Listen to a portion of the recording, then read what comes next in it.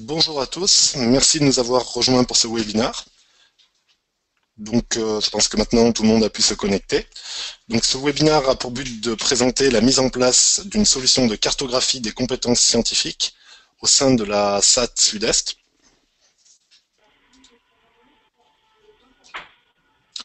Donc, je suis Vincent Macias, responsable commercial au sein d'Expernova, et je vais donc vous présenter ce webinaire avec Monsieur Philippe Spiga, que je vais laisser se présenter. Bonjour, je suis donc Philippe Figa, ingénieur marketing à conservation laboratoire à la Stade Sud-Est. J'ai été le chef de projet sur cette partie cartographie des compétences des laboratoires. Voilà. Merci Philippe. Donc, ce webinaire sera divisé en deux grandes parties. Une première, où à l'aide d'une présentation PowerPoint, nous allons vous présenter la SATT Sud-Est, puis son besoin en termes de cartographie de laboratoire, en termes de cartographie de compétences scientifiques. Ensuite, toujours à l'aide de ce PowerPoint, je vous présenterai Expernova et la solution expernova.com que nous avons utilisée dans le cadre de ce projet. Ensuite, dans un deuxième temps, nous vous présenterons à l'aide d'exemples le fonctionnement de la solution mise en place. Durant toute la présentation, vous pouvez nous poser vos questions. Alors pour cela, il faut les écrire dans l'interface questions de la solution GoToWebinar que vous avez à droite de votre écran. Donc vous pouvez nous taper toutes vos questions.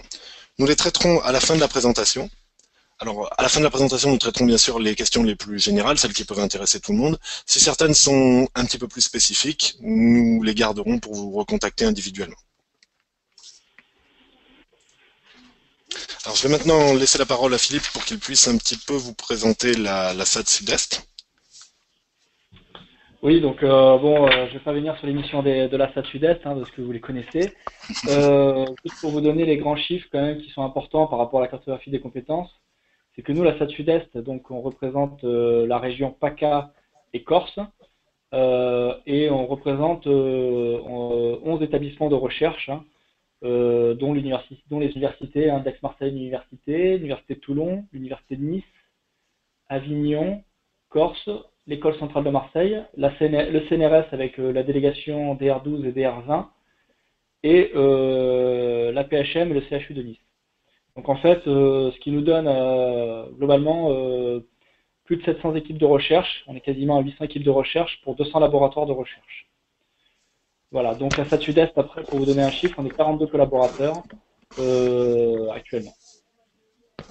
Et nous sommes sur Marseille au niveau du siège social et on est une antenne.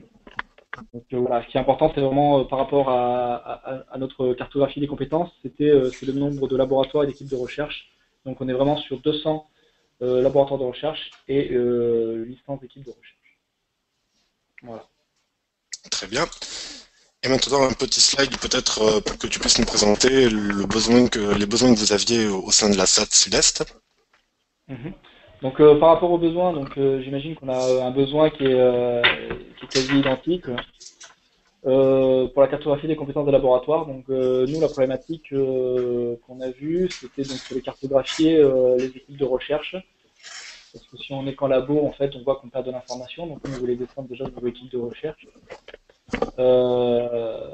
et pouvoir accéder facilement à ces compétences. Donc ça, on va dire, c'était la base, le socle.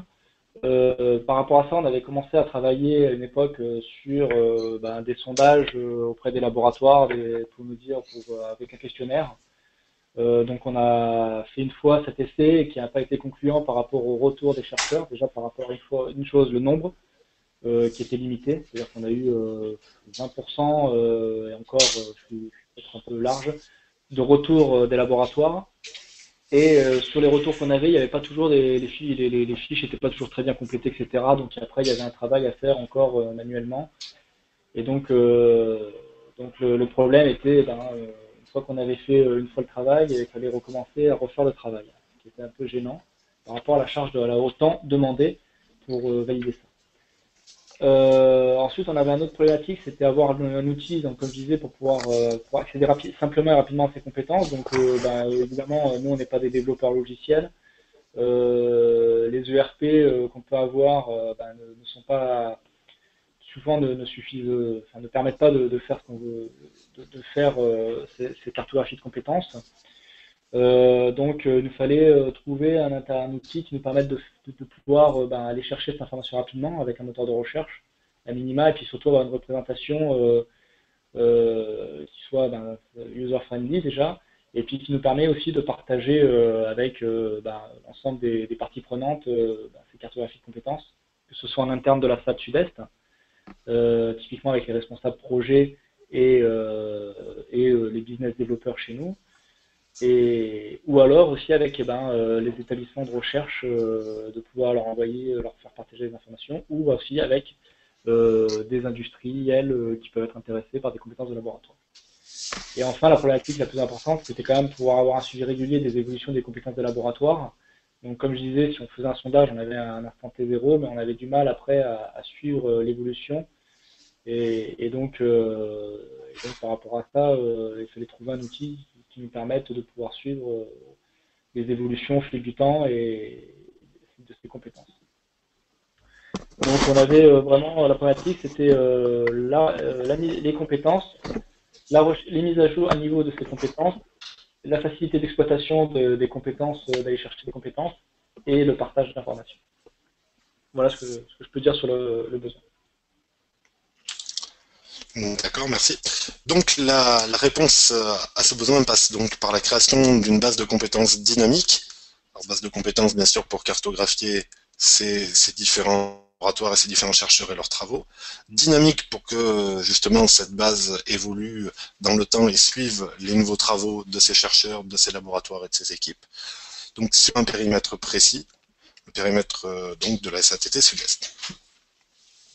Nous allons donc maintenant voir comment, en utilisant expertnova.com et en collaboration avec la SATT Sud-Est, nous avons pu répondre à ces besoins. Tout d'abord, je vais vous prendre un petit mot, quelques petites secondes, pour vous présenter la société Expertnova.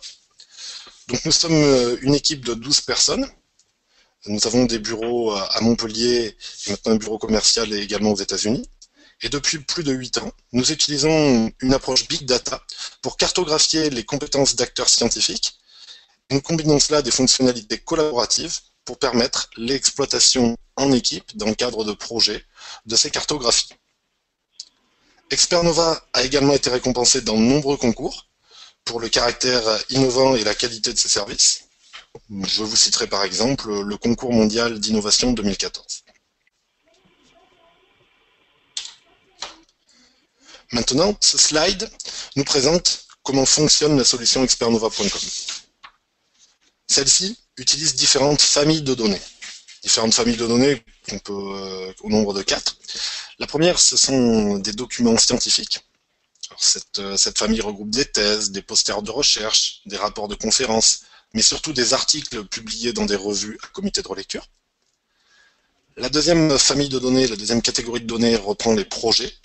Il s'agit par exemple des projets européens, type FP6, FP7 ou H2020 maintenant. La troisième famille de données, ce sont les brevets. Nous indexons donc les brevets nationaux ou transnationaux. Et la dernière famille de données, ce sont des données déclaratives. Données déclaratives qui sont principalement de 2 types. Ça peut être des descriptifs de compétences transmis par des laboratoires, ou également des informations issues des sites internet des laboratoires ou équipes que nous référençons. Toutes ces données sont tout d'abord rassemblées, puis ensuite intégrées dans notre base de données, où elles sont tout d'abord pondérées en fonction de l'importance scientifique de ces travaux. Elles sont tout d'abord pondérées, puis ensuite triées par scientifiques, puis par organisation au sein desquelles ces scientifiques travaillent. Ce qui nous permet de dresser des cartographies de compétences pour ces acteurs, ainsi que des réseaux de collaboration pour chacun de ces acteurs ou de ces organisations. Donc pour résumer, nous rassemblons des données, nous les intégrons, nous les trions, nous les analysons, et ça permet de dresser des cartographies de compétences et des réseaux de collaboration pour des chercheurs, pour des laboratoires, ou pour tout autre niveau de granularité nécessaire.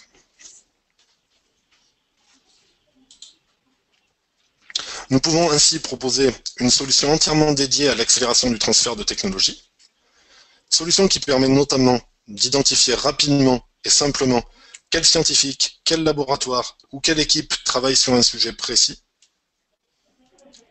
La solution permet également de suivre l'ensemble des travaux de vos laboratoires pour identifier leurs compétences clés, également parfois aussi leurs compétences émergentes, et une fois ces compétences identifiées, positionner ces compétences ces compétences dans vos laboratoires par rapport aux laboratoires travaillant sur ces sujets, pour bien comprendre leurs spécificités.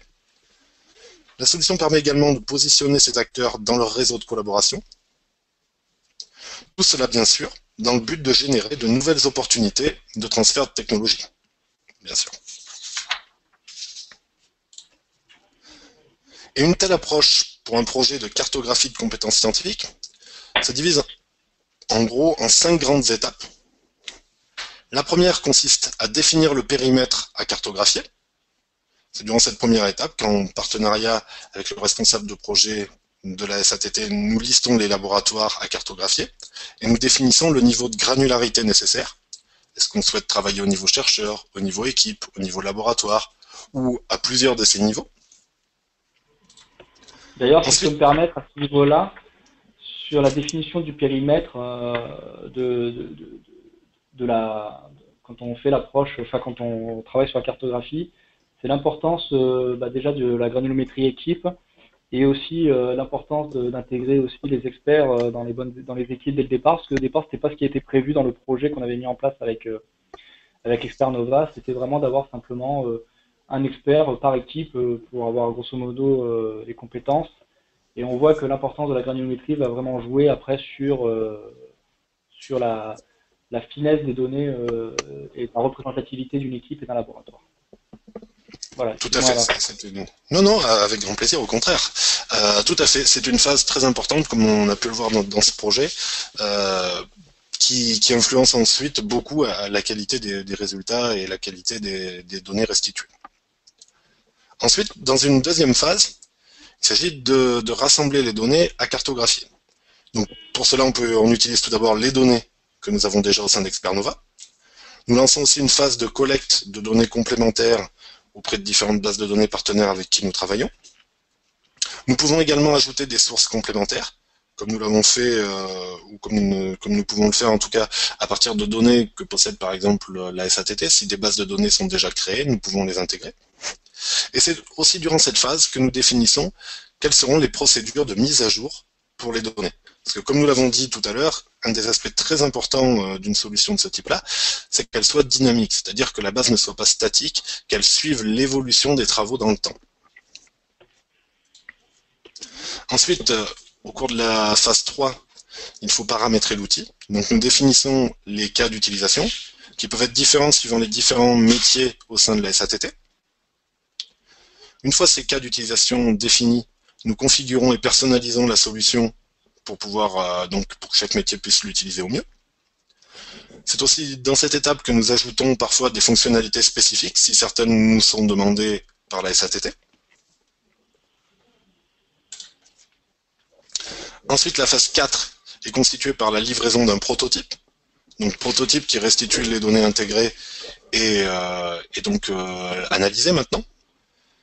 Nous formons les utilisateurs pilotes. Ces utilisateurs pilotes commencent à utiliser la solution chacun dans leur métier respectif et nous donnent leurs retours, leurs impressions, leurs ressentis, leurs souhaits, afin que nous puissions procéder aux ajustements pour pouvoir aller sur la phase 5, qui est la phase de déploiement. Durant cette phase, Expernova accompagne la diffusion de la solution par de la formation, par de l'aide à la prise en main, afin que l'usage se fasse pour le mieux. Ensuite, après le déploiement, bien sûr, les utilisateurs se servent de la solution dans leur travail quotidien. Et nous, de notre côté, nous travaillons à la mise à jour telle que cela a été défini durant la phase 2. Donc cela vous donne un petit peu les principales étapes par lesquelles passe la réalisation d'un tel projet. Et je vous propose maintenant de vous montrer comment en pratique cela fonctionne une fois que le projet est réalisé.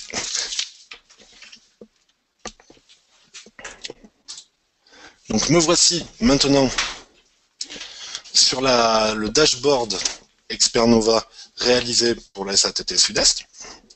où nous retrouvons les modules de recherche standard d'Expernova en haut, que vous retrouvez ici, qui permettent de chercher dans l'intégralité de la base de données Expernova, suivi des modules développés spécifiquement pour la SAT Sud-Est. Donc différents modules qui ont été développés. Le premier module qui est le panorama SAT Sud-Est. Ce panorama, il permet d'identifier quels chercheurs, quels laboratoires ou quelles équipes travaillent sur un sujet précis. On recherche donc à l'intérieur par mots-clés. Et ces mots-clés nous permettent d'identifier qui travaille sur ces thèmes. Le deuxième module est basé sur le même principe, mais lui permet de rechercher à l'aide de mots-clés en français. Il permet de travailler donc sur les documents indexés en français sur le périmètre de la SATT Sud-Est. Il faut savoir quand même que c'est assez minoritaire. La plupart des publications scientifiques étant en anglais, c'est donc un complément, mais le module principal de recherche reste le module panorama. Nous avons ensuite un annuaire des experts qui permet d'identifier des chercheurs, d'aller consulter leur profil scientifique en les recherchant par leur nom. Le cas d'usage typique, c'est vous avez un rendez-vous avec un chercheur, vous voulez comprendre un petit peu son travail avant d'aller à ce rendez-vous. Vous pouvez chercher par son nom, vous pouvez chercher son profil par son nom et voir un petit peu une sorte de résumé de ses travaux, comme je vais vous le montrer un petit peu plus tard, qui vous donne une idée beaucoup plus précise de ce qu'il fait. Dernier module, il s'agit de l'annuaire des laboratoires. Ici donc on peut rechercher un laboratoire par son nom, pour aller consulter son profil scientifique et voir sur quoi il travaille, avec qui il collabore, qu'est-ce qu'il se passe au sein de ce laboratoire. Comme vous le voyez aussi, sur chacun de ces modules, vous voyez apparaître en bas à gauche une rubrique d'aide. Cette rubrique d'aide, nous allons la voir tout au long de cette démonstration. Elle accompagne l'utilisateur, bien sûr, dans l'usage d'Expernova pour lui faciliter ses recherches. Je vous propose donc tout d'abord de tester le panorama sur le périmètre SATT Sud-Est. Pour cela, nous allons faire une recherche par mots-clés. Et je vous propose un exemple sur les couches minces. Les couches minces, ce sont des revêtements de surface très fins, utilisés notamment sur des composants électroniques pour leur donner des propriétés particulières, ou sur les cellules photovoltaïques. Alors, comme je vous l'ai dit tout à l'heure, au sein du module panorama, nous cherchons en anglais, étant donné que les documents sont en anglais. Donc les couches minces en anglais, cela se dit thin film. Et vous voyez, je commence à saisir le concept, et le système nous propose par autocomplétion des concepts scientifiques indexés, commençant par les mêmes noms. Voici mon concept, donc je peux le sélectionner. À ce niveau-là, je peux saisir un ou plusieurs mots-clés, je n'ai pas de limite au nombre de mots-clés. Je peux utiliser des opérateurs classiques de recherche dans des bases de données, l'opérateur AND, l'opérateur OR, l'opérateur NOT, des guillemets, ou des parenthèses pour créer des sous-ensembles. Je cherche ici mon expression entre guillemets, ce qui signifie que je cherche cette expression exacte. Donc je cherche les thin films entre guillemets et je lance ma recherche. Sur le périmètre, bien sûr, SATT. Donc là, l'outil va identifier les documents, les chercheurs, les laboratoires, les équipes qui travaillent sur ce thème. Et voici donc notre résultat qui s'affiche,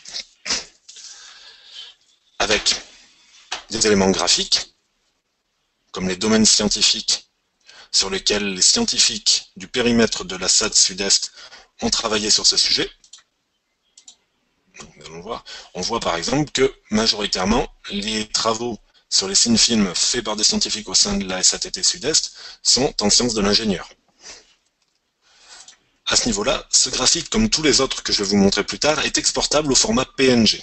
C'est un format d'image qui permet d'utiliser ces images dans une présentation PowerPoint ou dans un rapport au format Word.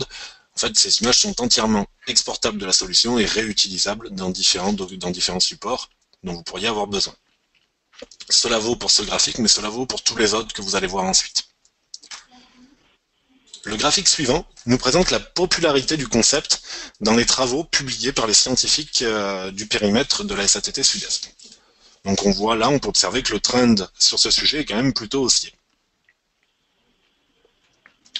Ensuite, nous avons un nuage de mots, ici, sur lequel je vais zoomer un petit peu, qui nous présente les concepts associés aux couches minces.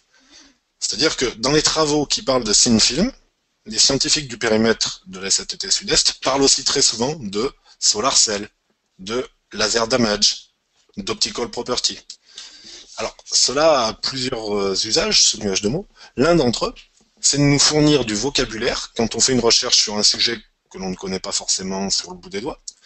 On peut commencer par un concept un petit peu large et préciser petit à petit notre recherche grâce au concept suggéré et par ce nuage de mots. Donc ça peut être assez utile. Ensuite, en dessous, nous avons les documents de base, les documents bruts qui nous ont permis de faire remonter les résultats que vous voyez ici. Par exemple, sur ce sujet, il n'y a pas de projet européen dans le périmètre SATT Sud-Est. Par contre, il y a 2 familles de brevets sur ce sujet. Famille de brevets, donc, que je peux consulter d'un simple clic, comme ceci. Donc voilà une des familles de brevets déposées sur ce sujet sur le périmètre de la SATT Sud-Est.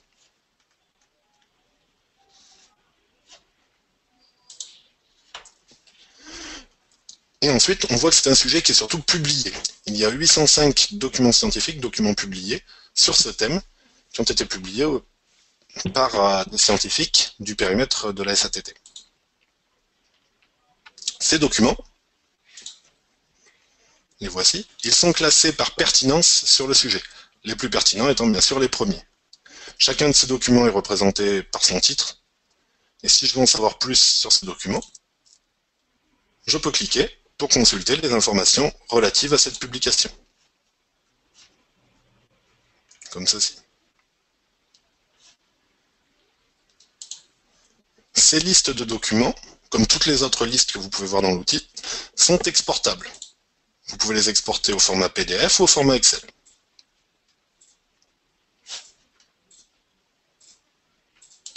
Je reviens maintenant à ma page de résultats. Et grâce à ces documents scientifiques, grâce à ces familles de brevets, bon, grâce au projet s'il y en avait sur ce sujet, mais là non, et grâce aux données déclaratives, le système a identifié des équipes de recherche, des laboratoires et des personnes qui travaillent sur ces sujets. Chacun est ensuite représenté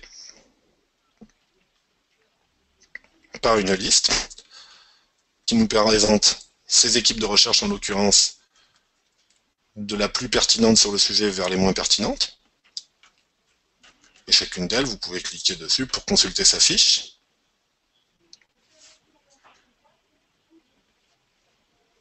Je vous montre dans un instant un peu plus en détail les fiches.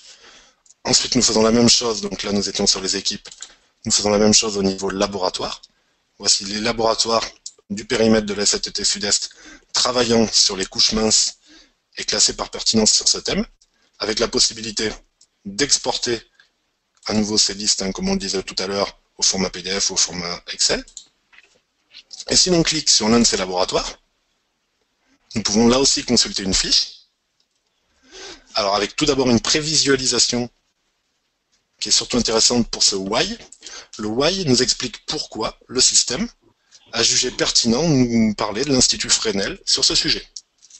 Notamment ici, parce que cet institut travaille sur les couches minces depuis 18 ans, parce qu'il a des travaux récents sur le sujet, parce qu'il a des collaborations sur le sujet, parce qu'il a en son sein 59 scientifiques qui publient des travaux sur ce thème, et d'ailleurs 127 documents, 127 publications sur ce sujet.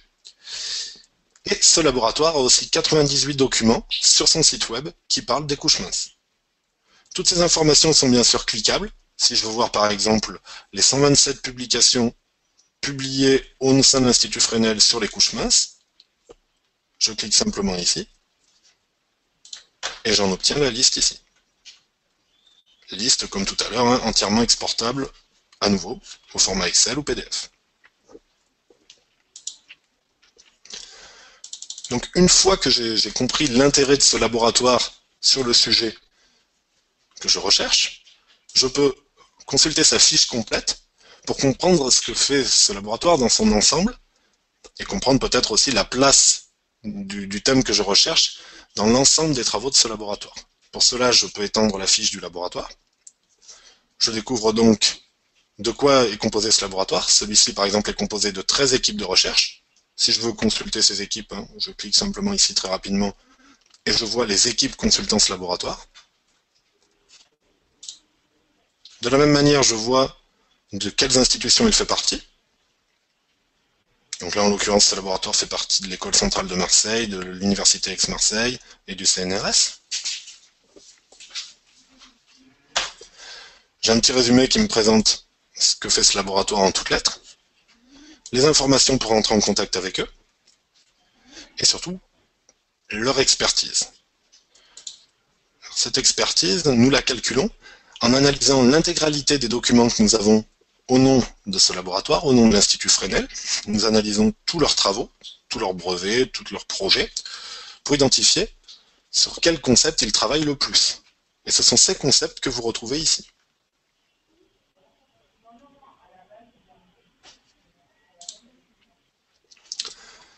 Ensuite, nous vous présentons les collaborations de l'Institut.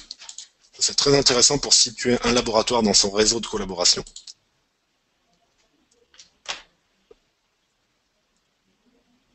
Nous voyons donc ici que ce laboratoire travaille beaucoup, par exemple avec le centre d'immunologie de Marseille-Lumini. Et si je veux savoir ce qu'ils font ensemble, parce que des fois c'est important d'avoir une idée de ce que font ensemble deux centres de recherche, je peux ouvrir cette fiche qui me présente leur collaboration. Cette fiche, en fait, va analyser l'ensemble des travaux que ces deux laboratoires ont signés ensemble. Donc là, il s'agit de 96 documents publiés et d'un projet. Ces documents et ce projet sont listés en dessous, bien sûr. Et ces documents et ce projet, de quoi parlent-ils? Si je veux savoir de quoi ils parlent sans avoir à survoler, voire à lire l'intégralité de ces documents, je peux le voir ici. Par une analyse automatique, le système me dit qu'ils parlent quand ils travaillent ensemble, quand l'Institut Fresnel et le Centre d'immunologie de Marseille-Lumini travaillent ensemble, je vois qu'ils travaillent beaucoup sur les membranes cellulaires, ou sur les plasma membranes, je ne sais pas le traduire vraiment en français, ou sur la fluorescence corrélation. Donc l'outil vous permet d'identifier sur quoi travaille un laboratoire, avec qui il travaille, et quand il travaille avec un autre acteur, sur quoi ils travaillent ensemble.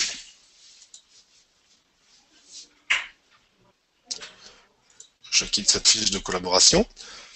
Je reviens sur la fiche de l'Institut Fresnel, où nous étions. Et le module. Pour info sur les projets, les connexions, les best connections, on a aussi les informations des industriels, il n'y a pas que les laboratoires de recherche. C'est-à-dire qu'on va voir aussi les connexions avec des industriels.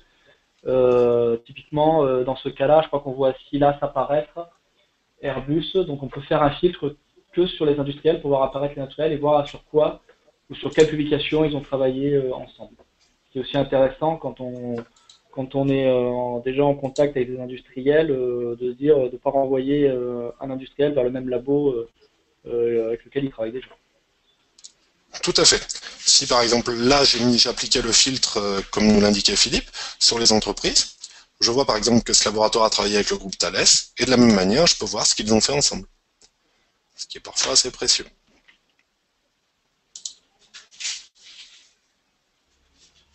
Comme ceci. Donc je vois par exemple que quand ce laboratoire, quand l'Institut Fresnel travaille avec le groupe Thales, il travaille souvent sur les polymetric imaging.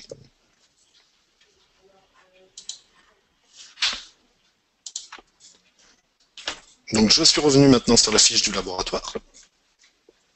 Et le module suivant nous présente les scientifiques qui, au sein de ce laboratoire, qui travaillent au sein de ce laboratoire. Donc, tous les scientifiques publiant au sein de ce laboratoire sont regroupés ici, sur plusieurs pages, et chacun d'eux dispose de sa propre fiche personnelle. Je vous montrerai un petit peu plus tard dans la démonstration comment se composent ces fiches. Ensuite, l'outil vous présente tous les documents scientifiques qui ont été indexés pour produire les cartographies de compétences et les réseaux de collaboration de ce laboratoire. Donc en l'occurrence ici 3132 publications, rapports scientifiques, 6 familles de brevets et 15 projets européens ou ANR comme ces premiers ici. Bien sûr, tous ces modules sont développables pour voir l'intégralité des données qu'ils contiennent.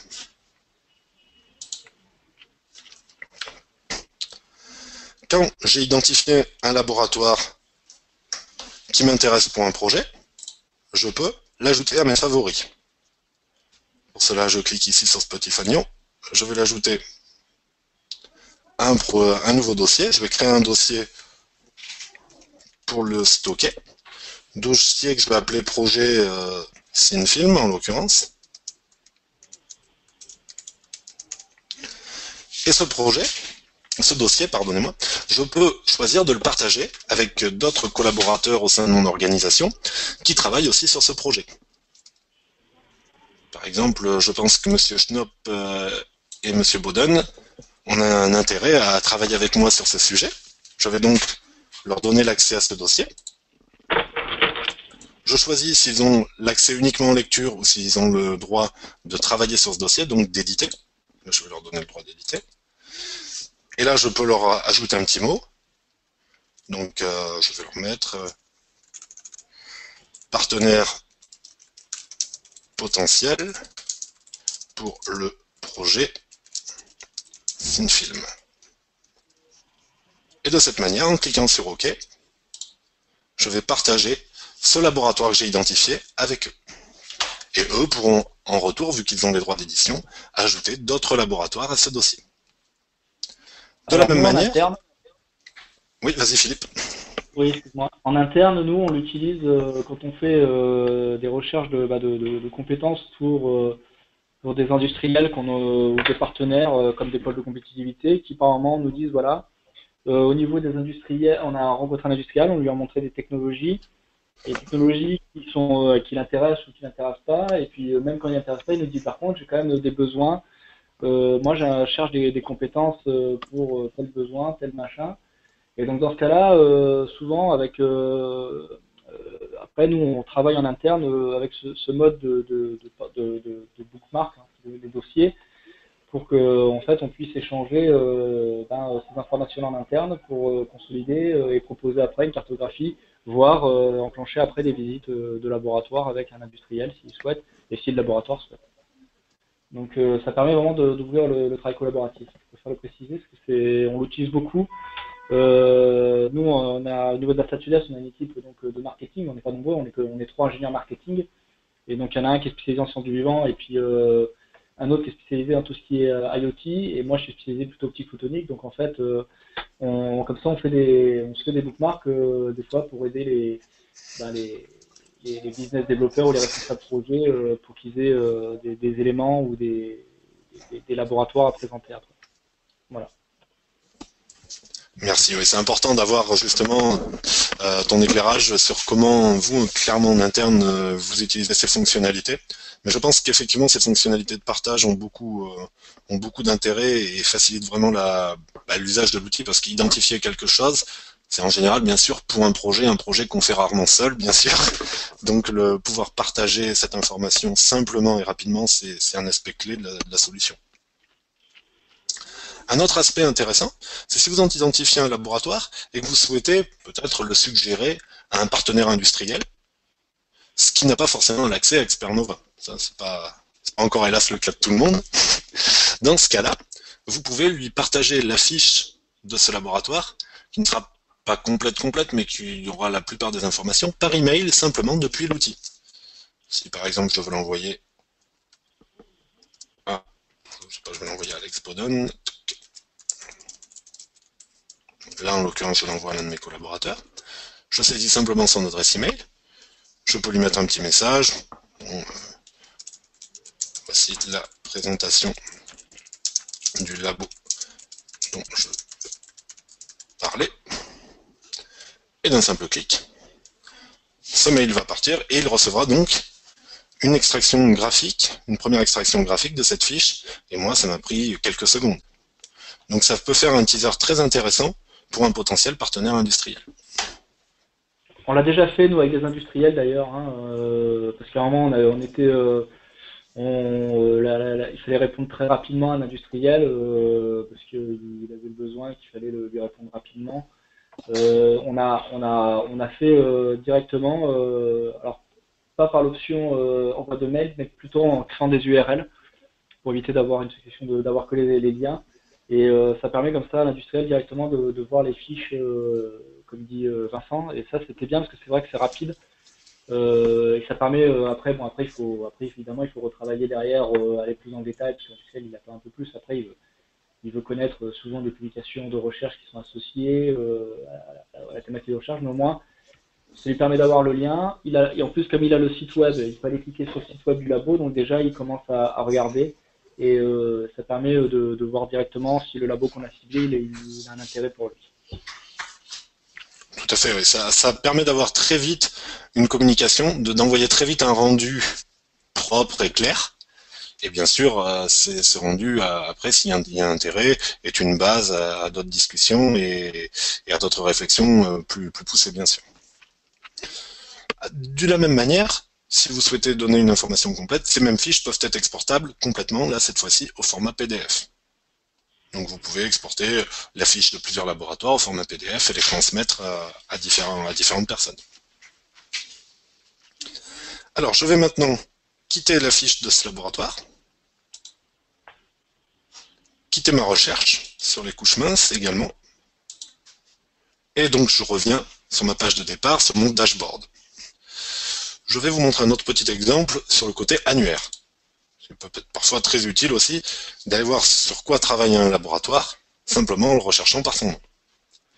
Donc là, je clique sur annuaire, je clique sur le champ de recherche, et je vais saisir le nom d'un laboratoire.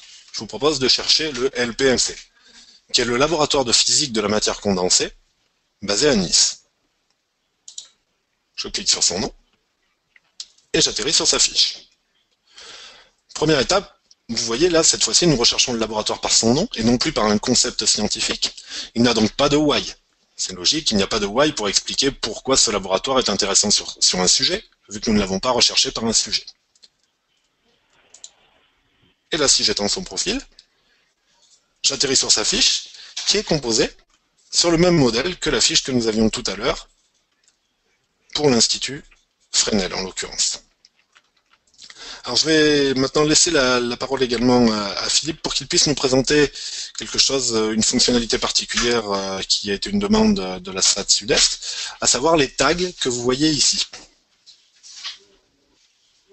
Oui, alors en fait, comme vous voyez, donc au niveau de la fiche de laboratoire, bon, on a une expertise qui est basée vraiment sur des concepts qui sont ressortis, hein. Par exemple, le LPMC, qui est un laboratoire qui travaille sur les fibres optiques, sur tout ce qui est communication quantique.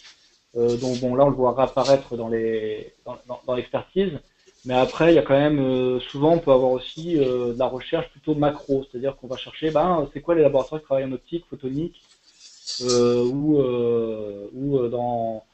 en matière condensée, enfin sur la physique. Donc on est vraiment sur de la recherche plus macro. Et donc par rapport à ça, on a dit à Externova, on a demandé avec Externova de voir si on pouvait générer ces tags, enfin, ce qu'on appelle des tags, de manière automatique déjà dans un premier temps, parce que sinon ça demande du travail manuel. Et puis surtout qu'on pouvait aussi, après nous, modifier ces informations, parce qu'on dit, bah voilà, on a mis que le laboratoire est travaillé dans les matériaux, mais en fait, non, on ne considère pas qu'il travaille dans les matériaux, donc je change le tag. Donc voilà, donc il y avait vraiment toute cette partie-là qui devait être faite, parce que pour nous, des fois, les gens, ils veulent pas rentrer dans des détails d'expertise, ils veulent être plutôt dans des détails macro, c'est-à-dire savoir si c'est un laboratoire qui travaille en optique photonique, ou alors s'il fait de l'imagerie médicale, ce genre de choses. Donc là, c'était la première étape, c'est vraiment l'un des premiers les tags en rouge, ils ont été vraiment faits pour ça. Et ce qui nous permet aussi de faire des filtrages après. C'est-à-dire quand on fait des recherches par concept, et ben après on peut aussi filtrer par ces mots en haut qu'on a tagués. Donc ça, par exemple, si on tape imagerie médicale, mais qu'on veut pas tous les laboratoires de sciences de la vie, parce qu'on veut vraiment la partie sciences de l'ingénieur, ben avec ces tags, c'est fait. On fait une recherche medical imaging et puis on regarde que les laboratoires qui travaillent en optique photonique, et spécifiquement sur l'imagerie médicale. Donc ça, c'est important pour nous au niveau de la SAT Sud-Est de pouvoir faire ça. Et une autre chose, c'est que la problématique qu'on a, c'est que nous, la SAT Sud-Est, on a défini des axes d'intérêt par rapport à une stratégie mise en place par la direction. Et puis par rapport à cette stratégie, ben, on veut identifier les laboratoires qui rentrent dans cette stratégie. Donc nous, on a différents axes d'intérêt dans lequel qu'on veut mettre en avant, qu'on veut pousser, en accord évidemment avec nos établissements actionnaires. Et c'est donc évidemment ces tags, nous, bon là c'est en anglais, on nous dit, bah voilà, nous nos axes d'intérêt, ça va être l'environnement, le tri, le traitement des effluents, l'optique photonique. Et donc ces tags, pareil, on veut pouvoir spécifier les laboratoires et les faire correspondre à chacun de ces axes qu'on a mis. Évidemment, après, évidemment, ça c'est pour un instant T, et la question qui se pose souvent, c'est on nous dit, ah, mais nous maintenant on va modifier nos axes d'intérêt, ou on va décider de faire autre chose, ou donc de revoir la façon dont on va classer nos laboratoires. Et en fait, pareil, on voulait que ces tags, ça soit nos tags vraiment personnalisables, c'est-à-dire qu'on peut mettre ce qu'on veut dans ces tags, écrire en français, en anglais, en français, vraiment ce qu'on veut, pour pouvoir donner de l'information ou segmenter derrière les laboratoires d'une façon qui correspond plus à une stratégie que plutôt à l'expertise scientifique propre du laboratoire.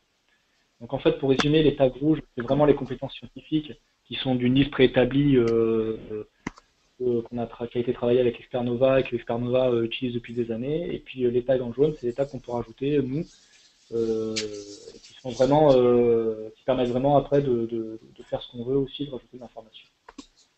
Donc ce qu'il faut savoir pour la solution Expernova qu'on a, c'est que là, on a une version, nous, quand on passe par Expernova, nous on a une version quand même en mode administrateur, et donc on est capable de modifier pas mal d'éléments des fiches des laboratoires. Donc là on le voit pas, mais donc entre autres, on vous a parlé des tailles, mais on est capable évidemment de modifier le nom du laboratoire. On est capable de modifier la description du laboratoire. On est capable de modifier les informations, le contact information.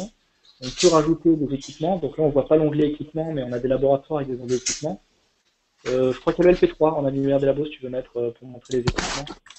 Oui, bien sûr. Dans lesquels on peut mettre des équipements. On peut ajouter des documents qui ne sont pas des documents issus, en tout cas qui ne sont pas accessibles sur le web. Donc ça pour nous c'est important parce que quand on voit des laboratoires, en fait on a de l'information supplémentaire, on a des présentations chercheurs qui des fois nous rendent ces présentations, donc il faut qu'on puisse les ajouter et qu'on puisse aussi après aller chercher dans ces documents de la même façon qu'on va chercher dans les documents scientifiques. Donc ça c'est pour ça que Expernova pour nous ça correspondait pas mal parce que ça nous permettait d'être assez flexible, surtout en plus avec l'ajout des tags qui nous permet à chaque fois de rajouter des éléments si on souhaite mettre un focus particulier sur des thématiques. Par exemple, on veut se caler sur la politique régionale d'innovation, on veut se caler sur les pôles de compétitivité, enfin on peut faire plein de choses avec ces tags. C'est ça l'avantage.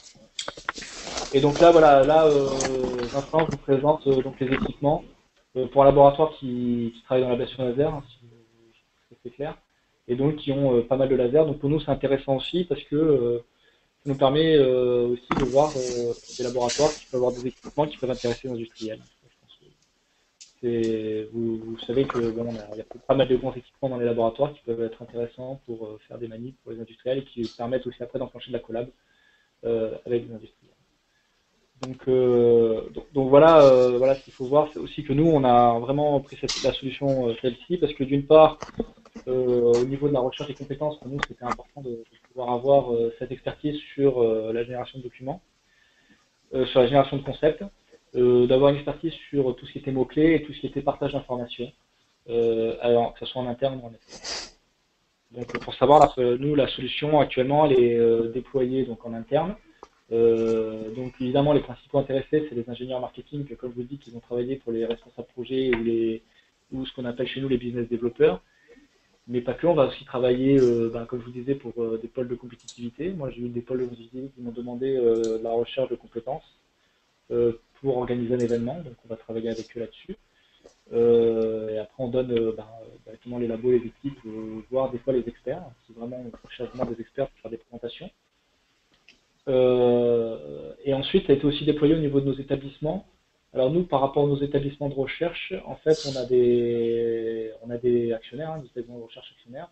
On a ce qu'on appelle des points de contact SAT, donc, qui sont nos interfaces privilégiées, hein, qui sont souvent des responsables des services de valorisation des établissements, qui bénéficient aussi d'un accès à cette cartographie, donc qui est pris en charge par la SAP, pour leur permettre aussi d'avoir cet outil à disposition et de pouvoir aussi travailler s'il le faut de leur côté.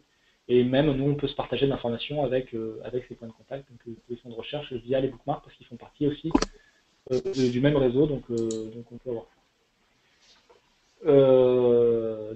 Donc actuellement, voilà ce qu'on peut dire nous sur la solution de cartographie qu'on a.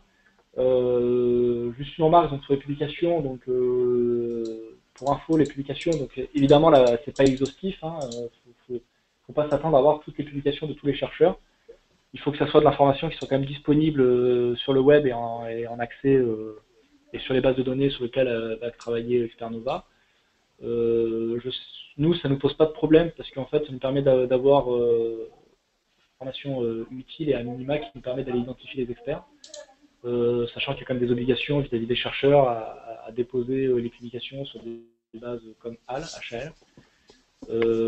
Voilà. Et après, nous, ce qui est intéressant aussi, c'est tout ce qui est projet européen, projet bon, les ANR, c'est intéressant, même si pour l'instant, on n'a pas accès à toutes les ANR, mais après, il y a aussi les études cliniques qui doivent arriver. Si je dis pas de bêtises, hein, Non, non, c'est bien ça. voilà. Donc ça aussi, c'est super intéressant d'avoir les études cliniques. Donc on a les projets aussi américains et les brevets. Donc ça permet vraiment d'avoir quand même un panorama assez exhaustif de ce qui peut se faire dans notre périmètre. On va dire que s'il y a une difficulté à avoir, c'est l'utilisation du moteur de recherche, qui est une difficulté qui n'est pas propre qui est pas une difficulté en soi. C'est simplement que voilà, c'est un outil quand même d'expert. Donc c'est pas un outil qu'on va diffuser comme ça à des scientifiques, à des chercheurs de des laboratoires, parce que voilà, c'est un outil qu'il faut quand même utiliser assez après régulièrement pour bien sortir les bons experts derrière. Mais ça, c'est le penchant de tout outil de recherche, que ce soit avec des outils de brevet comme Questel ou d'autres outils. Même si on fait de la recherche Google, je veux dire, il faut quand même passer un certain temps. Mais ça permet quand même d'aller beaucoup plus vite que d'aller voir à chaque fois par Google, essayer de trouver nos laboratoires de notre périmètre qui vont y répondre, ou d'aller taper le nom du laboratoire parce qu'on a une idée du laboratoire, on se dit ah oui, lui je fais ça, je pense, et puis taper le nom du laboratoire, aller sur son site web, essayer de chercher l'information. Là au moins on a quelque chose qui est quand même assez user-friendly par rapport à ce qui peut se faire ailleurs. Donc voilà, si je peux résumer voilà, le besoin. Donc nous, pour l'instant, le retour des établissements, c'est quand même important pour nous nous, on attendait vraiment d'avoir le retour des établissements avant de pouvoir dire, on a une solution qui correspond et quand même est plutôt positive, voire très positif. Voilà, sachant que il y a un gros travail qui est fait quand même au départ d'agrégation des données, c'est-à-dire que l'outil qu'on peut avoir au départ, Expernova, après par rapport à la solution finale, il y a quand même un sacré gap qui est fait parce qu'il y a vraiment, comme je disais, dans le process, toute une mise à niveau des données, puis tout le traitement des doublons, etc. qui est fait. Après, un autre avantage d'utiliser une base en mode SaaS, c'est quand même, on n'est pas des développeurs de logiciels et gérer un logiciel comme ça pour avoir les fonctionnalités qu'on a et puis aussi avec les mises à niveau qui ont derrière, je veux dire, c'est quand même ça qui est agréable. Que ce soit par exemple avec l'outil de feedback qui nous permet, voilà, quand on voit un problème, qu'on voit qu'à un moment donné, il peut arriver qu'un chercheur, Expernova n'a pas encore vu que le chercheur soit échangé de labo. Nous, on peut le signaler pour anticiper les choses, etc. Après, une autre chose qui est marrant, c'est que des fois, je me connecte et puis il y a des nouvelles fonctionnalités qui apparaissent. Là, récemment, on a le suivi des chercheurs en version bêta qui est apparu, qui nous permet vraiment de voir les chercheurs dans quel laboratoire ils se trouvaient de telle période à telle période. Donc, ça, c'est aussi intéressant.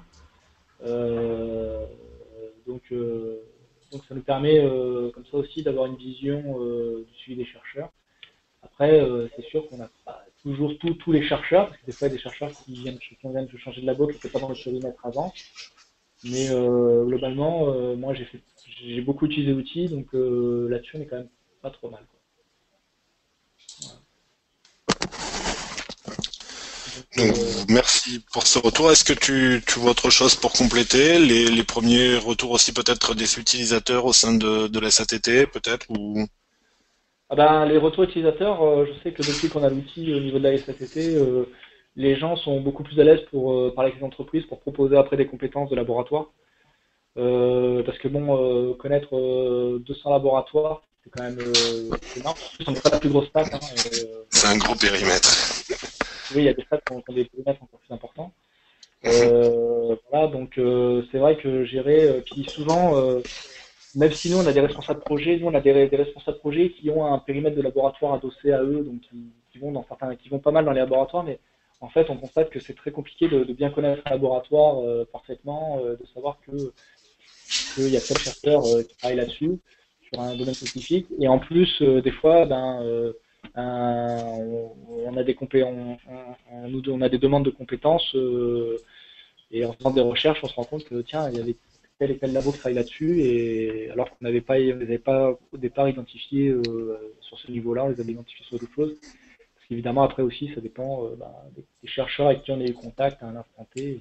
Et donc, l'expérience nous permet comme ça aussi d'élargir la détection des projets, hein, déjà, et aussi de répondre à la prospection des clients. Et après, tu as donné les études de cas, les cas aussi, hein, le fait que quand il y a un responsable projet qui va rencontrer un chercheur, ben, dès maintenant, il regarde un peu, voir ce qu'il y a sur Externova, il voit un peu les publis, ça permet aussi d'engager la conversation et de préparer la réunion, de se dire, alors j'ai vu que vous avez travaillé sur ça, sur ça, et ça, le chercheur, il apprécie parce qu'il voit qu'il y a l'intérêt, et enfin, il voit qu'on est intéressé par ces recherches, et ça génère des relations beaucoup plus, enfin, des réunions beaucoup plus intéressantes que, ben, allez-y, présentez-nous ce que vous faites, et puis voilà. Donc, ça permet de préparer en amont.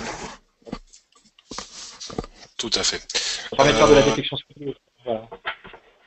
Si tu ne vois rien ajouter, je propose qu'on passe aux questions, à moins que tu aies tu vois quelque chose d'autre pour compléter le propos. Non, non, bah moi, non, moi, je pense que j'ai fait le tour. D'accord. Alors, je vais prendre un petit peu les questions pour que nous puissions un petit peu vous répondre. Alors, je vois que nous avons une question sur les slides. Aurons-nous les slides? Oui, bien sûr, nous pourrons vous faire passer les slides de la présentation. Quels sont les types de mots-clés? Alors, les types de mots-clés, quand on recherche par mots-clés, on peut chercher n'importe quel type de mots-clés qui peut être dans un travail. C'est-à-dire n'importe quel type de mots-clés qui peut être cité dans une publication, dans un brevet ou dans un projet. Donc c'est de cette manière que c'est recherché. Les chercheurs, les laboratoires, les équipes sont identifiés par leurs documents. Donc tout mot utilisé dans ces travaux peut être utilisé comme mot-clé de recherche. Sachant qu'il n'y a pas que les documents, il y a quand même les descriptions des laboratoires aussi qui sont mis et les documents qu'on va annexer, hein. Et les sites web, hein. Enfin, je précise là-dessus. Et après, les types de mots-clés, c'est que plus on a des concepts, enfin, plus des mots-clés représentent bien des concepts scientifiques, plus la recherche sera pertinente. C'est-à-dire que si on met optique dans les experts, on va trouver on peut trouver énormément de publications qui font de l'optique. D'où après l'ajout de ces tags pour aller chercher rapidement dans des domaines de compétences. C'est vrai que la recherche se fait vraiment sur des concepts, des combinaisons de concepts. C'est plus pertinent que de faire sur des domaines scientifiques très larges. Pour ça, il faut mieux utiliser la recherche par les tags, les mots-clés en rouge. J'ai aussi une question sur la durée d'un projet. Quelle est la durée d'un projet, tout simplement? Alors ça dépend. La réponse n'est pas toujours la même. Ça dépend de différents critères, notamment la taille du périmètre. Plus le périmètre est grand, effectivement, plus ça représente de travail. Ça dépend aussi du niveau de granularité qui sera souhaité. Si c'est un niveau de granularité standard dans Expernova, ça va un petit peu plus vite que s'il faut créer un nouveau niveau de granularité. Et ça va également dépendre de s'il y a des ajouts, en fait, s'il y a des nouvelles fonctionnalités qui sont nécessaires à ajouter à la solution ou si on reste sur la solution plutôt standard. Pour vous donner un petit peu une idée, je pense que sur les cas qu'on a pu voir, on est sur entre 2 et 4 ou 5 mois, 2 et 5 mois, on va dire à peu près. Bon, moi, je confirme sur les durées, le plus long, c'était d'écrire le cahier des charges et de faire l'appel d'offres. pour nous. C'est travail. Ça a été un peu le plus long parce que il faut quand même bien. Voilà, je veux dire, nous on avait un besoin au niveau de la SAT Sud-Est, donc voilà, donc on a fait le cahier des charges. Et après puis on avait quand même benchmarké au départ plusieurs solutions. Voilà, mais c'est quand même long de faire un cahier des charges parce qu'il faut bien le construire. Et puis ensuite, après, la mise en œuvre, elle a été assez rapide à partir du moment. Bon, nous, on a commencé avec une ancienne version logicielle. Vincent nous avait passé une ancienne version. Donc là, on est sur une nouvelle version d'Externova. Mais globalement, dès qu'on a eu la nouvelle version d'Externova, ça a été très rapide puisqu'on a eu la nouvelle version fin janvier, si je dis pas de bêtises, Vincent. Début janvier. Ça, oui. Ouais. Voilà, et on va dire que la solution, elle était déjà elle était opérationnelle au bout de 2 mois, on était déjà opérationnel, même pas. 1 mois et demi, on était opérationnel. Bon, il y avait du travail fait avant par Externova, évidemment, hein. Donc voilà, et après, pour les ajouts de fonctionnalités, voilà, je veux dire, là, on a une solution qui a été recétée. Nous, on a recété en janvier, février, mars, avril, en 5 mois. Sachant que la solution était déjà largement viable, hein. On utilisait, on a déjà travaillé, on a fait partager, voilà, hein. C'est pas vraiment sur la mise en œuvre que ça a été le plus long sur notre périmètre. Après, il y a eu beaucoup de boulot d'Externova, donc voilà. Alors, y a-t-il des recherches croisées possibles? Alors, je ne sais pas si je comprends bien la question. Si tel que je la comprends, là, j'ai fait un exemple où j'utilisais qu'un seul mot-clé.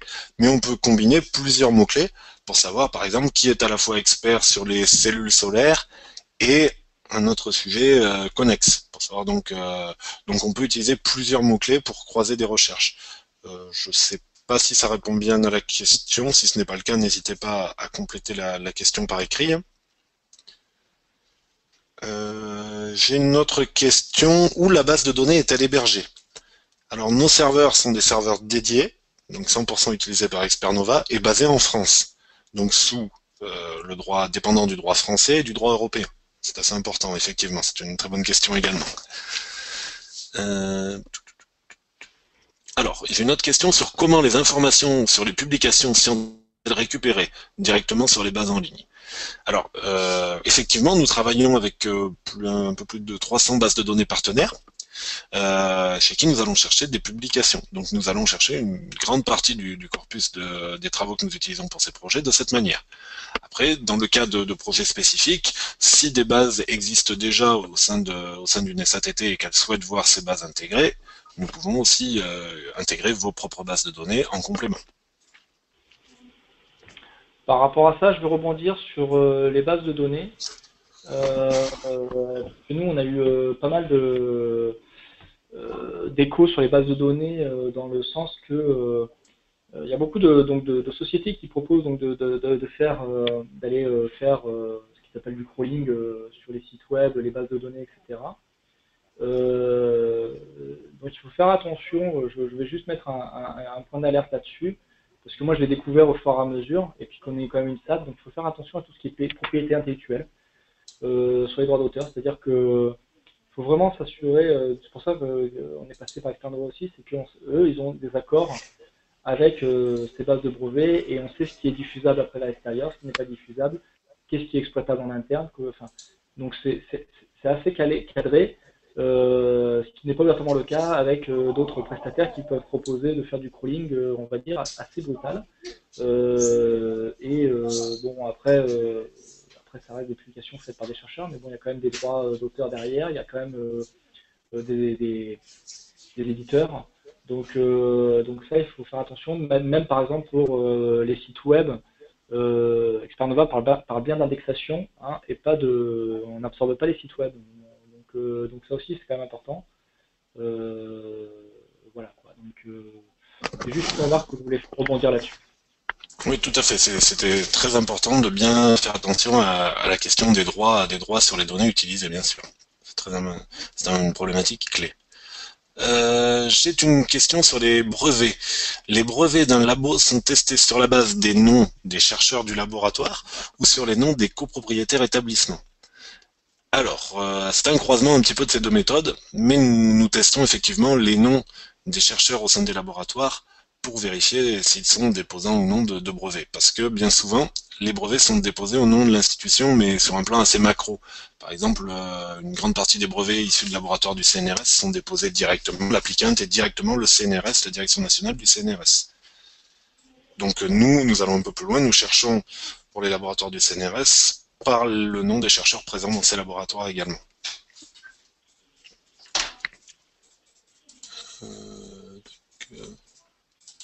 J'ai une autre question sur les mises à jour de la base équipement. Comment la base équipement et personnel est mise à jour? Est-ce directement par les laboratoires de recherche? Alors, dans ce cas-là, pour l'instant, c'est par la SNTT qui met à jour les équipements des différents laboratoires, si je ne me trompe pas. C'est bien ça? Oui, tout à fait. Nous, on met à jour. D'ailleurs, là, sur la fiche LPMC, il y a des équipements qu'on devrait mettre, qu'il faudrait on l'a pas encore fait. C'est fait de manière manuelle parce que déjà l'information elle est pas toujours disponible sur le site web. Euh, d'une part, et d'autre part, nous on a encore là au niveau des équipements et des plateformes, j'en parlais d'ailleurs juste avant avec Vincent, on est encore on réfléchit, il y a des réflexions qui sont faites autour de voir pour des plateformes plutôt labellisées, ce genre de choses qui sont intéressantes. Donc après tout ce qui est équipement, pour l'instant voilà, on l'a mis comme ça, nous on veut voir les équipements, donc on le rentre à la main et puis on préfère rentrer les équipements où on est sûr que d'avoir quelque chose d'automatique qui en plus n'aurait pas été très viable parce que bon l'automatisation on en parle beaucoup, après il y a des choses ça vaut pas le coup de les automatiser, ça revient plus cher de les automatiser que de faire soi-même à la main et c'est plus rapide de le faire à la main que de l'automatiser. Voilà. Tout à fait. Alors, je vois si j'ai d'autres questions. Oui, quelles sont vos sources pour les brevets et publications? Alors, comme je vous l'ai dit tout à l'heure, pour les publications, nous travaillons avec un petit peu plus de 300 sources différentes, différents types de bases de données référençant les publications. Donc, ça va être un petit peu compliqué de les lister toutes. Pour les brevets, par contre, c'est un petit peu plus simple, c'est beaucoup plus centralisé. Nous achetons les brevets nationaux de chaque pays, ainsi que les brevets transnationaux, et nous achetons ces brevets à l'Office européen des brevets, qui les rassemble pour créer une base hein, qu'ils vendent et avec qui donc nous travaillons donc avec eux.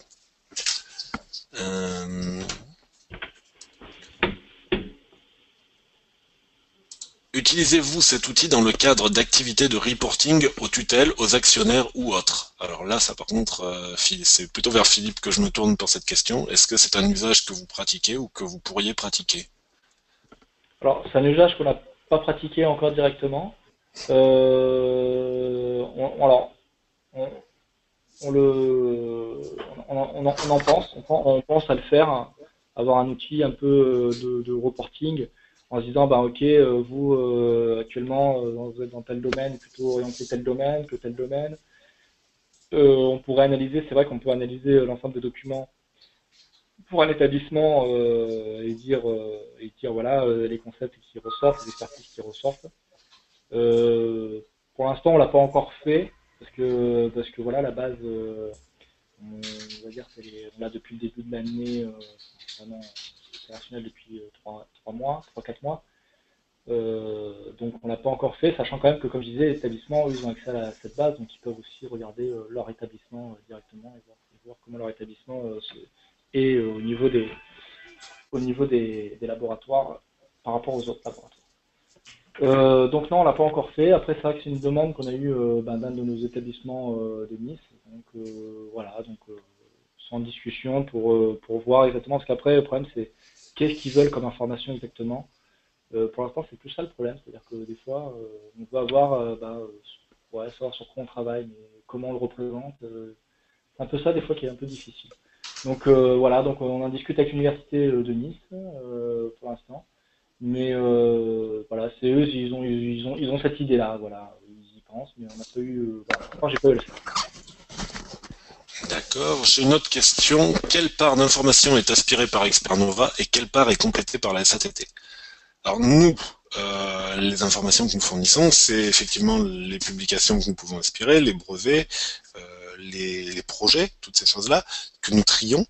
La grosse part d'informations fournies par la SATT, c'est surtout s'il y a un niveau de granularité spécifique, comme dans le cas du projet de la SATT Sud-Est. nous avions besoin de constituer les équipes et de cartographier au niveau équipe, ce qui est une affiliation qui n'est pas indiquée sur les travaux que nous aspirons. Du coup, il a fallu pour travailler que nous constituions une base regroupant les chercheurs par équipe, ce que nous avons fait en travaillant en partenariat avec la SATT Sud-Est. Oui, alors après, pour dire les données, à tenir, là, la base de données, nous on est arrivé avec, globalement, on est arrivé au départ avec les équipes, comme tu disais, les laboratoires, les équipes, les responsables d'équipe, les directeurs d'unité et les établissements. Hein. Donc on est arrivé avec ça. Et derrière, le reste, c'est que de l'Expernova. C'est que Expernova qui a été nous chercher la donnée. À quelques... Et puis nous, après, on rajoute des documents. Actuellement, on en rajoute de temps en temps, sachant que voilà, les documents qu'on ajoute restent quand même faibles par rapport à la quantité de données que Expernova a fournie. Et après, nous, ce qu'on fait, comme je disais, c'est surtout des... Voilà, on modifie des éléments de description, ce genre de choses. Mais au départ, c'est quand même c'est Expernova qui a fait la majorité du travail et les données sont issues majoritairement d'Expernova. Par Je ratio, note. ça serait 10-90 quoi. Hein. 10% en SAT et 90% Expernova. Et ça, malgré qu'on ait fait un sondage au départ vis-à-vis des établissements. Alors j'ai une question, ce que je ne comprends pas complètement, c'est est-il possible d'ajouter la maîtrise d'œuvre d'un laboratoire? Est-ce que ça te parle plus, Philippe, Est-il possible d'ajouter la maîtrise d'œuvre d'un d'un laboratoire? laboratoire? Euh, la question mériterait peut-être d'être développée, mais moi ça ne me parle pas trop. Si ça te parle pas plus, Philippe, nous pourrons l'adresser peut-être plus individuellement avec la personne qui l'a posé Oui, pour avoir un petit peu plus de discussion autour, parce que là je ne sais pas trop quoi vous répondre. ou est-ce que c'est Euh, intégrer les laboratoires pour modifier des éléments? Je sais pas. je l'ignore. J'ai une question plus technique, enfin plus sur le process. Comment liez-vous les publications, les brevets, aux chercheurs et aux laboratoires? Alors ça fait partie de notre process d'intégration de données. Donc nous allons régulièrement, d'ailleurs nous le faisons encore, nous le faisons très régulièrement pour les mises à jour du périmètre SATT Sud-Est. Nous allons sur nos bases partenaires, nous aspirons toutes les nouvelles données. Ces données sont rassemblées par blocs. Ces blocs correspondent à des blocs ayant la même affiliation. Ces affiliations sont reconnues par le système. Nous avons un système qui reconnaît ces affiliations et qui arrive à les faire correspondre au laboratoire que nous avons en base. Si ce n'est pas le cas, si l'affiliation indiquée sur la publication n'est pas l'affiliation standard, ce qui est très souvent le cas, hein. Pour un même laboratoire, on a pu dénombrer jusqu'à plus d'une vingtaine de dénominations différentes. Si ce n'est pas le cas, le système a des règles de correspondance en partie, et sinon, quand ce n'est pas le cas encore, ces blocs sont présentés à un opérateur humain avec un logiciel interne que nous avons, qui va proposer, qui va dire le labo indiqué contient le labo indiqué sur la publication contient ce nom-là. Est-ce que ce serait peut-être ce laboratoire ou celui-ci ou celui-ci? Et cet humain, cet opérateur, va créer un lien entre eux ou non, si ce n'est pas le cas. C'est de cette manière que nous attribuons, nous trions les travaux.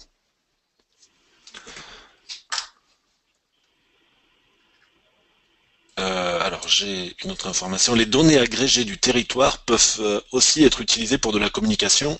Par exemple, le territoire de la SAT Sud-Est représente X 1000 chercheurs, Y publications par an et alors pardonnez-moi, la fenêtre de lecture est très petite, et Z brevets déposés. En tout cas, ça pourrait tout à fait être utilisé comme ceci, je pense, oui.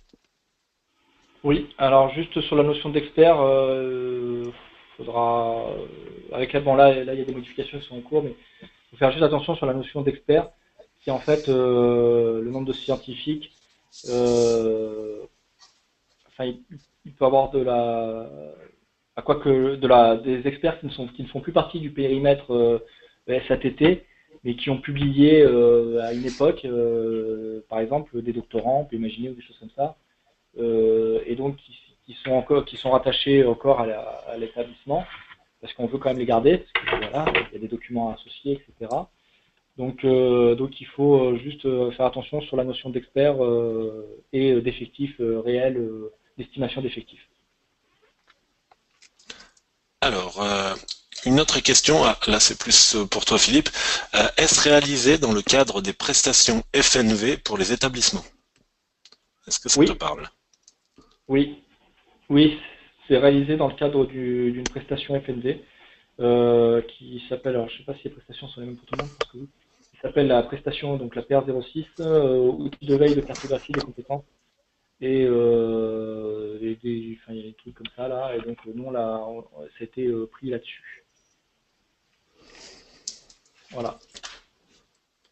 Mais après, on fait pas de prestations. Après, quand même, pour préciser, nous on fait. Maintenant, quand un établissement a besoin de quelque chose, on lui fait sur cette carte, on essaie d'avancer avec eux pour leur faire des choses, mais on refait pas payer de prestations spécifiques, cartographie ou quoi que ce soit. En tout cas pour le moment.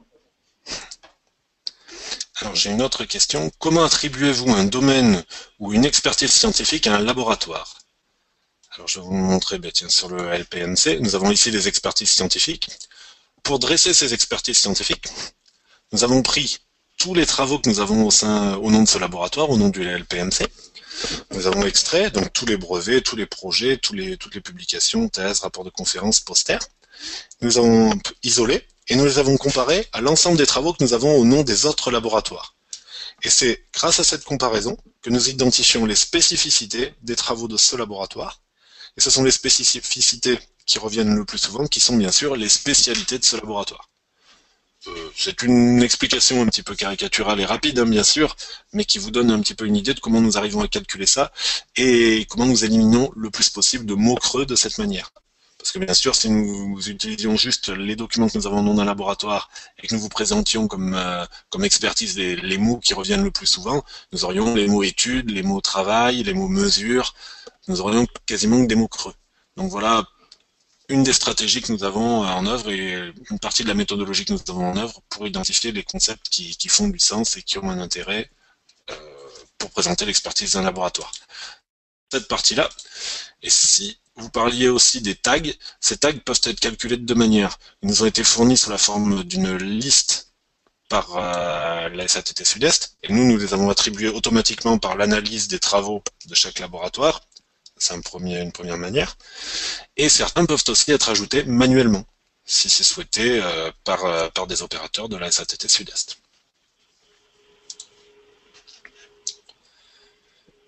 Alors, est-ce que j'ai d'autres questions? Non.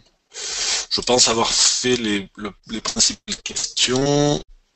Dans tous les cas, nous pourrons bien sûr faire une suite à cette présentation. Vous serez recontactés, nous vous enverrons les informations de cette présentation à tous les participants.